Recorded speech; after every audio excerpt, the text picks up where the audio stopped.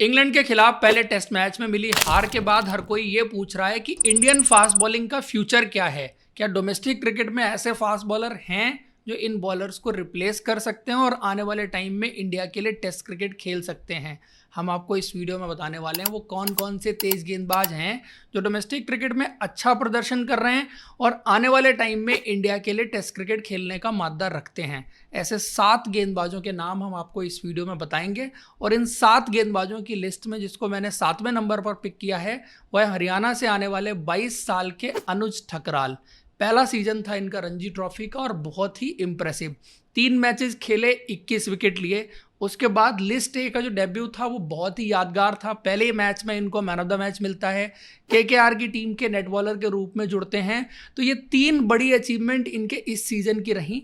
Red ball की गेंदबाजी पर अगर आप आ जाएं तो रेड बॉल में इन्होंने जिस तरह से विकेट्स लिए वो बहुत इंप्रेसिव था।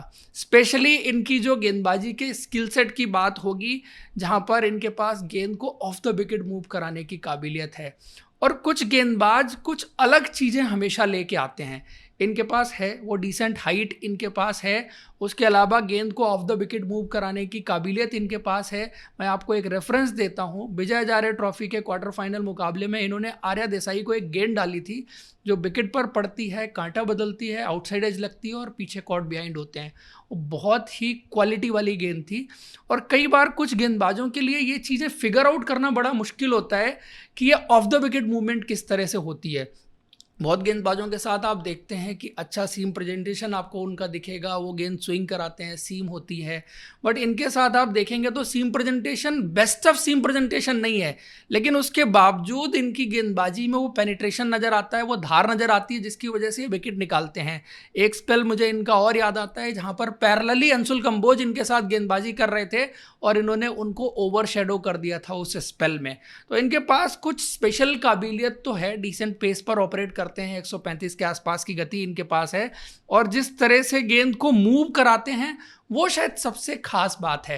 अंडर 19 डेज में जब इनको देखा था तो शायद उतने पेनिट्रेटिव नहीं थे, क्योंकि उस वक्त पर हाथ जो है वो थोड़ा सा दूर से आता था तो गेंद ज़्यादा फ्लोट होती थी, लेकिन अब शायद उसको ज़्यादा बेटर ढंग से गैदर कर लिया है, ऊपर से आता है, अच्छा डेक को हिट करते हैं।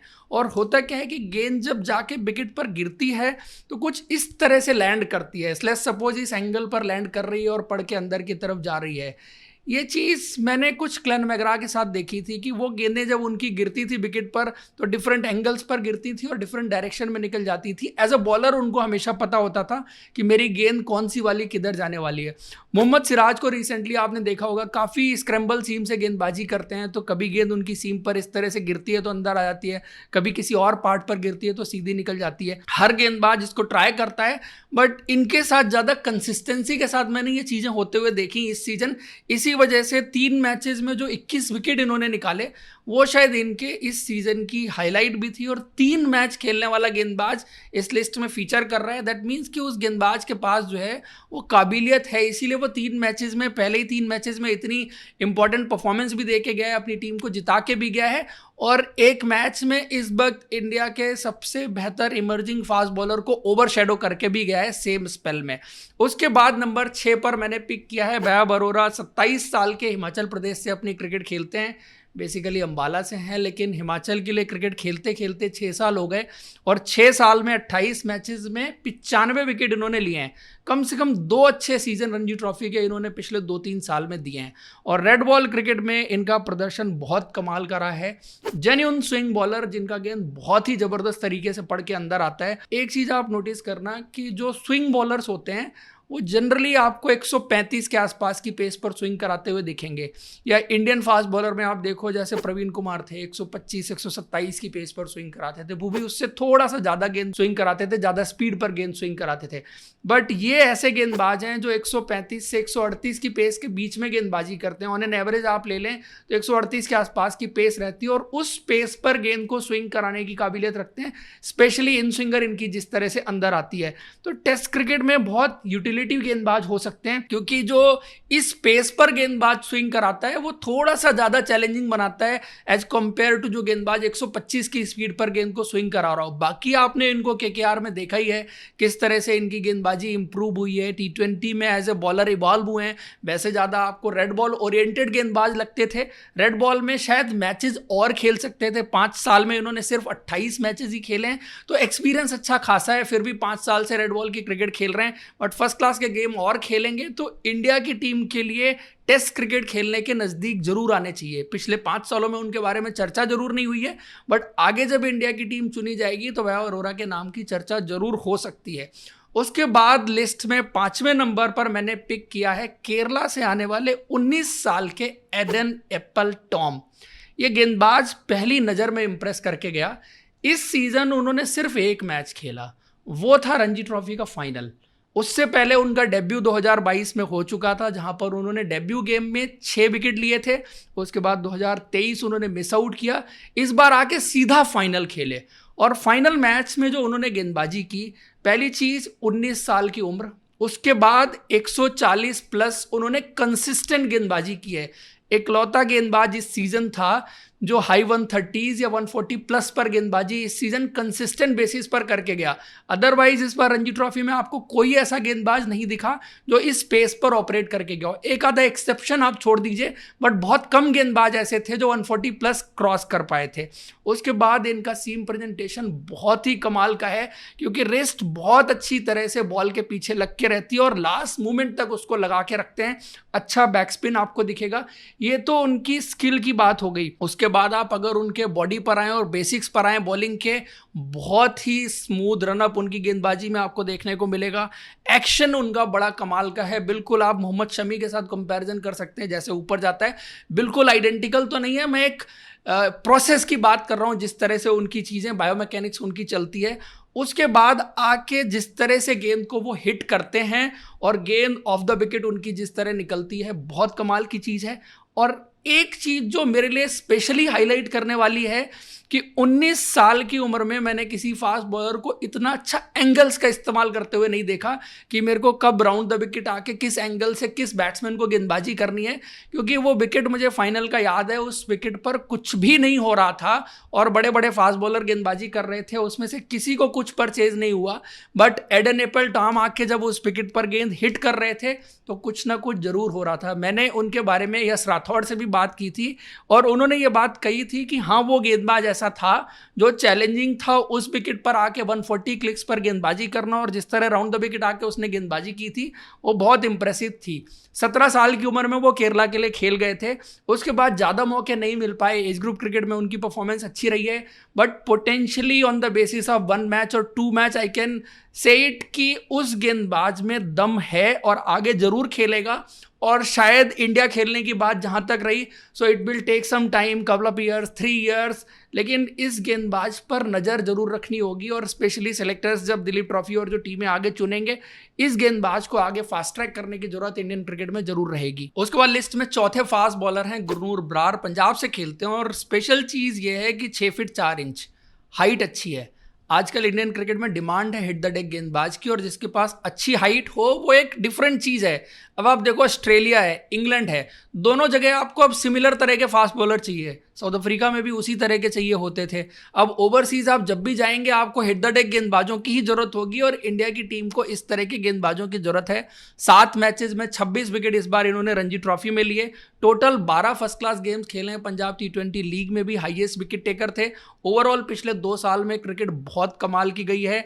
और इनके लिए जो हाईलाइट करने वाली बात यह है कि जो इंडियन क्रिकेट की इस वक्त की डिमांड है, जब पुरानी गेंद से कुछ नहीं होता या विकेट कुछ नहीं ऑफर कर रहा है, उस स्टेज पर आके जो गेंदबाज कुछ कर सकता है, कुछ विकेट से एक्सट्रैक्ट कर सकता है, वो गुरनूर ब्रार हैं। इस बार रणजी ट्रॉफी में इनके कुछ स्पेल्स ऐसे थे जहां पर बाकी गेंदबाज कुछ एक्सट्रैक्ट नहीं कर पा रहे थे, बट इन्होंने आके वो ब्रेक थ्रू दिलाए। चाहे वो 2 विकेट हो, 3 विकेट हो, 5 विकेट हॉल एक ही है, बट फिर भी इनके 27 विकेट हैं, बिकॉज ये वन चेंज गेंदबाजी कर रहे थे, मिडिल ओवर्स में आके गेंदबाजी कर रहे थे, वहां पर पार्टनरशिप ब्रेक करनी हो, स्पिनर्स जहां पर विकेट ले रहे थे।